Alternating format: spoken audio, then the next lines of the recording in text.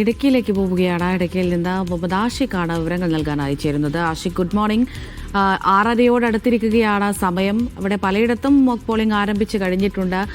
ഈ വോട്ടെടുപ്പിനുള്ള സുരക്ഷാ ക്രമീകരണങ്ങൾ, നടപടിക്രമങ്ങളൊക്കെ അവിടെ പൂർത്തിയായിട്ടുണ്ടോ? ആഷിഖ് ഇപ്പോൾ എവിടെയാണ് നിൽക്കുന്നത്?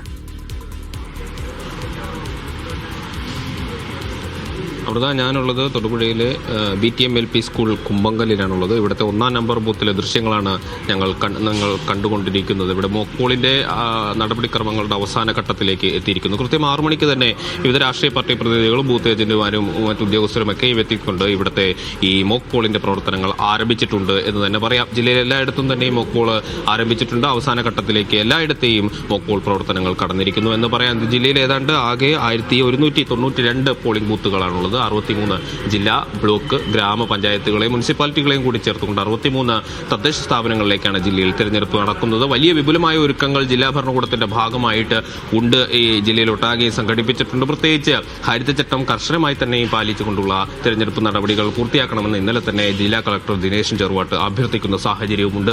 ഇടുക്കി ജില്ലയെ സംബന്ധിച്ചിടത്തോളം ദുർഘടമായ ഒരു ഭൂപ്രകൃതിയും കാലാവസ്ഥയും ഒക്കെ നിലനിൽക്കുന്ന ഇടമാണ്. എന്നാൽ അത്തരം പ്രതിസന്ധികളെല്ലാം മറികടന്നുകൊണ്ട് ജനങ്ങൾ വോട്ടെടുപ്പിലേക്ക് ഒഴുകിയെത്തും എന്നുള്ളത് തീർച്ചയാണ് എന്നും ജില്ലാ ഭരണകൂടം വിലയിരുത്തുന്നുണ്ട്. അതിന് ഏറ്റവും പ്രധാനപ്പെട്ട കാരണം കഴിഞ്ഞ 2020 ഏതാണ്ട് 74% മുകളിലായിരുന്നു പോളിംഗ് ശതമാനം. പ്രത്യേക രാഷ്ട്രീയ സാഹചര്യം നിലനിൽക്കുന്ന ഈ വർഷം ഇത്തവണ അതിനേക്കാൾ മുകളിലേക്ക് വോട്ടിംഗ് ശതമാനം ഉയരുമെന്ന് കണക്കുകൂട്ടുന്നുണ്ട് ജില്ലാ ഭരണകൂടവും തെരഞ്ഞെടുപ്പ് കമ്മീഷൻ അധികൃതരും എന്ന് തന്നെയാണ് ഈ ഘട്ടത്തിൽ നമുക്ക് മനസ്സിലാക്കാൻ കഴിയുന്നത്. രാവിലെ തന്നെ ഏതാണ്ട് 7 മണിയോട് തന്നെ ആദ്യഘട്ടത്തിൽ വലിയ ഒരു തിരക്ക് വോട്ടർമാരുടെ ബൂത്തുകളിൽ ഉണ്ടാകുമെന്ന് കണക്കാക്കപ്പെടുന്നുണ്ട്. നിലവിൽ ഏതായാലും നമുക്കത് കണ്ടറിയേണ്ടതുണ്ട്. നിലവിൽ ഏതാണ്ട് മഴയോ മറ്റ് പ്രതികൂലമായ സാഹചര്യങ്ങളോ ഇല്ല. പക്ഷേ ഹൈറേഞ്ചിലേക്കൊക്കെ പോകുമ്പോൾ ഡിസംബർ മാസമാണ്, കനത്ത തണുപ്പ് അനുഭവപ്പെടുന്ന പുലർച്ചകളാണ്. ആ സമയത്ത് അത്തരം പ്രതിസന്ധികളെയൊക്കെ മറികടന്നുകൊണ്ട് വോട്ട് പോളിംഗ് ബൂത്തുകളിലേക്ക് ആളുകളെ എത്തിക്കാനുള്ള പരിശ്രമമാണ് ഓരോ രാഷ്ട്രീയ കക്ഷികളും ശ്രമിച്ചുകൊണ്ടിരിക്കുന്നത് എന്നുള്ളതാണ്. നിലവിൽ ഞങ്ങളുള്ള ഈ ബൂത്തിലാണ് സിനിമാ നടൻ ആസിഫ് അലി വോട്ട് ചെയ്യാനെത്തുന്നത്. അദ്ദേഹത്തെയും കൂടെ പ്രതീക്ഷിച്ചുകൊണ്ടാണ് ഞങ്ങൾ ഇവിടെ തമ്പടിച്ചിരിക്കുന്നത്.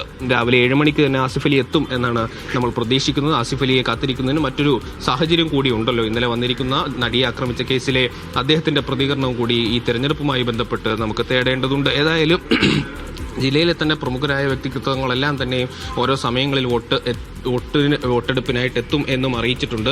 ജലവിഭവ വകുപ്പ് മന്ത്രി റോഷി അഗസ്റ്റിൻ വാഴത്തോപ്പിലായിരിക്കും വോട്ട് ചെയ്യുക. വാഴത്തോപ്പ് സെന്റ് മേരീസ് സ്കൂളിൽ രാവിലെ 8:30 മന്ത്രി വോട്ട് ചെയ്യും എന്ന് അറിയിച്ചിട്ടുണ്ട്. കൂടാതെ ജില്ലയിലെ പ്രമുഖനായ മുതിർന്ന നേതാവ് PJ ജോസഫ് 9 മണിയോടുകൂടി പുറപ്പുഴയിലെ വീടിന് സമീപത്തുള്ള ബൂത്തിൽ വോട്ട് ചെയ്യാനെത്തും എന്നും ഈ ഘട്ടത്തിൽ അറിയിച്ചിട്ടുണ്ട്. അങ്ങനെ ജില്ലയിലെ പ്രമുഖരായ രാഷ്ട്രീയ സാമൂഹിക മേഖലകളിലെ സാംസ്കാരിക മേഖലകളിലെ പ്രമുഖരായിട്ടുള്ള ആളുകളെല്ലാവരും തന്നെ വോട്ട് ചെയ്യാനെത്തും എന്നും ഈ ഘട്ടത്തിൽ നമുക്കറിയാം. പിന്നെ സ്വാഭാവികമായ സുരക്ഷാ ക്രമീകരണങ്ങൾ ജില്ലയിലും ശക്തമായി തന്നെ ഏർപ്പെടുത്തിയിട്ടുണ്ട്. ജില്ലാ പോലീസ് മേധാവിയുടെ നേതൃത്വത്തിൽ ഏതാണ്ട് 17 DYSPമാരുടെ നേതൃത്വത്തിലുള്ള പ്രത്യേക സംഘമാണ് ഓരോ ഇടങ്ങളിലും സുരക്ഷാ ക്രമീകരണങ്ങളെ നിയന്ത്രിക്കുന്നതും അതിനനുസരിച്ച് ഓരോ ഇടങ്ങളിലും പ്രത്യേകമായ ഏതാണ്ട് 83 പ്രശ്നബാധിത ബൂത്തുകൾ ഇടുക്കി ജില്ലയിൽ ഉണ്ട് എന്നാണ് കണക്കാക്കപ്പെടുന്നത്. ഈ 83 പ്രശ്നബാധിത ബൂത്തുകളിലേക്കും പ്രത്യേകമായ സുരക്ഷാ സംവിധാനങ്ങളും ഒരുക്കി കഴിഞ്ഞിട്ടുണ്ട്. ഏതായാലും മോക്ക് പോളിംഗ് അവസാനിക്കുകയാണ്. ഇനി ഏതാനും മിനിറ്റുകൾ കൊണ്ട് തന്നെയും മോക്ക് പോളിംഗ് പൂർത്തിയാകും എന്നാണ് കണക്കാക്കുന്നത്. അതോടുകൂടി തന്നെ 7 മണിയോടുകൂടി പോളിംഗിന്റെ പ്രവർത്തനങ്ങൾ